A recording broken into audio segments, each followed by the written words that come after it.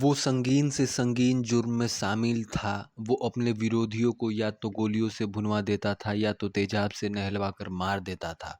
एक अपराधी जो 23 साल की उम्र में अपराधी होने के बावजूद निर्दल विधानसभा का चुनाव जीतकर विधायक बन जाता है, जबकि विधायक बनने के लिए न्यूनतम उम्र 25 साल चाहिए होती है। जेल में बैठकर मौत का खेल खेलना उसका शौक है। अपने इलाके में वही पुलिस है, वही कानून है, वही जज। एक दुर्दांत अपराधी जो बोलने में विनम्र था, हिंदी, अंग्रेजी और उर्दू शब्दों का जहीन तरीके से इस्तेमाल करता था। उसकी गुनाहों की लिस्ट इतनी लंबी कि उसे ताउम्र जेल भेज दिया गया। 1967 में सिवान के प्रतापपुर में जन्मे शहाबुद्दीन एक रईस परिवार से ताल्लुक़ रखते थे। वहीं सिवान जो आज से पहले तक 3 वजहों के लिए जाना जाता था।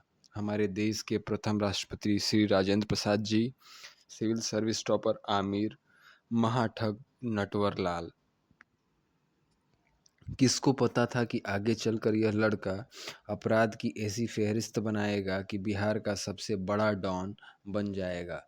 शहाबुद्दीन छात्र राजनीति के दौरान बीजेपी और कम्युनिस्ट पार्टी के कार्यकर्ताओं के साथ खूनी मारपीट को लेकर चर्चा में आए थे। 1986 में सिवान के हुसैनगंज थाने में पहली बार एफआईआर दर्ज होता है। यह एफआईआर होता है हत्या के प्रयास और अवैध असलहा रखने के मामले में।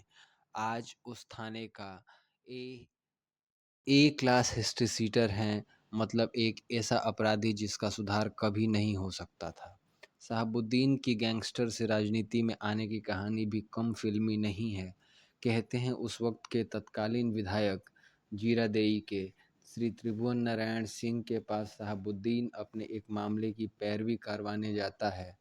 विधायक ने कहा, मैं गुंडे और बदमाशों की पैरवी नहीं करता। ठीक अगले ही चुनाव में शहाबुद्दीन उनके ही विधानसभा से निर्दल चुनाव जीत जाता है। 80 के दशक में लालू प्रसाद यादव मुख्यमंत्री के लिए अपनी दावेदारी पक्की कर रहे थे। शहाबुद्दीन लालू के साथ हो लिए। मात्र 23 की उम्र में 1990 में विधायक बन गया। यह अपराधी 2 बार विधायक, 4 बार सांसद, यही नहीं 1996 में केंद्रीय मंत्री बनते बनते रह गए थे। पूरे सिवान में उसे शहाबुद्दीन कह के या मोहम्मद शहाबुद्दीन कह के नहीं बल्कि साहेब कह के बोलते थे। उसके समर्थक उसे साबू AK-47, उसके लोग उसके चुनाव में नारा लगाते थे, वीर साहबू मत घबराना तेरे पीछे सारा जमाना। शहाबुद्दीन पर 50 से अधिक संगीन मुकदमे दर्ज हुए, लेकिन उसे 2 मामले में ही सिर्फ सजा हुई और वो दोनों मामले बहुत हाई प्रोफाइल रहे। पहला मामला है मन्ना चौधरी हत्या एवं अपहरण। इस मामले में चूंकि मन्ना चौधरी की कोई लाश बरामद नहीं होती है, लेकिन कोर्ट को लगता है कि नहीं, ये काम शहाबुद्दीन ने ही किया है और डेफिनेटली उस व्यक्ति की हत्या हो चुकी है। तो इस आधार पे कोर्ट ने फैसला सुनाया। दूसरा है तेजाब कांड। तेजाब कांड में कहते हैं कि 16 अगस्त 2004 को वहाँ एक स्थानीय व्यापारी थे चंदा बाबू, जिनके 4 बेटे और 1 बेटी थी और उनकी वहीं पे दुकान है। कहते हैं कि उनके बेटे गिरीश दुकान पे बैठे होते हैं, तब शहाबुद्दीन के लोग आते हैं और रंगदारी मांगते हैं। गिरीश के विरोध करने पे गिरीश की पिटाई की जाती है और उसके कर्मचारियों को मारा जाता है। आखिरी में उसके दुकान से कैश और सारे कीमती सामान लूट लिए जाते हैं। बाद में गिरीश इसी नाराज़गी में अपने घर से एक तेजाब की शीशी, छोटी सी शीशी ले जाता है और वो उन गुंडों पे मार देता है। कहते हैं कुछ ईंटें गुंडों पे पड़े होते हैं, बाकी उसके भाई राजीव पर पड़े होते हैं। चूँकि उसका यह कृत्य था, यह शहाबुद्दीन और उसके लोगों को नहीं पसंद आया। उन्हें लगा कि कोई कैसे शहाबुद्दीन के खिलाफ अपनी आवाज़ बुलंद कर सकता है।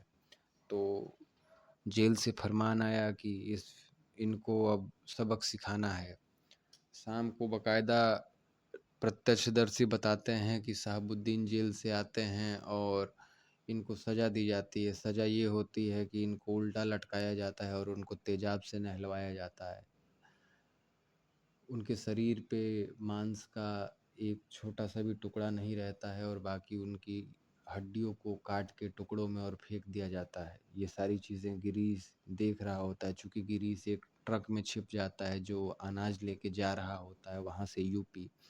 गिरीश उसमें ही बैठ के अपनी जान बचा लेता है, लेकिन अपने दोनों भाइयों की हत्या वो सामने ही देखता है।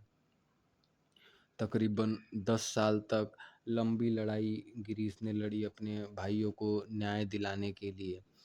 16 जून 2014 को गिरीश की गोली मारकर हत्या कर दी जाती है। इस मामले में भी शहाबुद्दीन पे आरोप लगे और शहाबुद्दीन पे मामला दर्ज हुआ।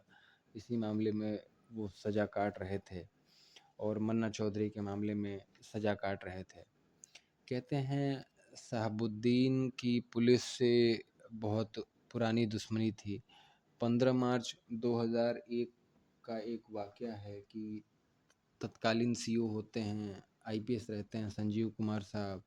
वो एक आरजेडी नेता को गिरफ्तार करने के लिए एक जगह जा रहे होते हैं, तो वहाँ पे शहाबुद्दीन भी होते हैं। शहाबुद्दीन ने मना किया, बट इन्होंने कहा कि हमारे पास सरकारी आदेश है, हम इनको गिरफ्तार करेंगे। शहाबुद्दीन ने सीओ साहब को एक थप्पड़ मार दिया और साथ ही पुलिसकर्मियों की पिटाई कर दी। अब इससे क्या हुआ कि पुलिसकर्मियों के अंदर रोष बढ़ गया और फिर पुलिस को एक्शन लेना मजबूरी हो गया। बाहर के ज़िलों से फ़ोर्स बुलाई गई और शहाबुद्दीन के घर पर उसी रात छापा मारी गई, जहाँ पे शहाबुद्दीन तो चूँकि नहीं मिलता है, लेकिन उसके लोगों को जानकारी हो चुकी होती है और वो तैयारी करके बैठे होते हैं। दोनों तरफ से गोलियां चलती हैं, घंटों गोलियां चलती हैं। इस दौरान 2 पुलिसकर्मी शहीद हो जाते हैं तथा शहाबुद्दीन के 8 समर्थक भी मारे जाते हैं। इस छापेमारी में शहाबुद्दीन के घर से AK-47, ग्रेनेड एवं पाकिस्तानी खुफिया एजेंसी से जुड़े दस्तावेज मिलते हैं। कहते हैं आगे चल के यही सब वजहें इनकी पतन की वजह बनती है। 1 मई 2021 को सज़ा काट रहे शहाबुद्दीन की कोविड से मौत हो गई। शहाबुद्दीन के परिवार के लोग उनके शरीर को सिवान ले जाना चाहते थे, लेकिन कोविड प्रोटोकॉल की वजह से परमिशन नहीं मिल पाई। जो शहाबुद्दीन सिवान के सुल्तान कहे जाते थे, साहेब कहे जाते थे, उन्हें मौत के बाद सिवान की मिट्टी भी नसीब नहीं हुई।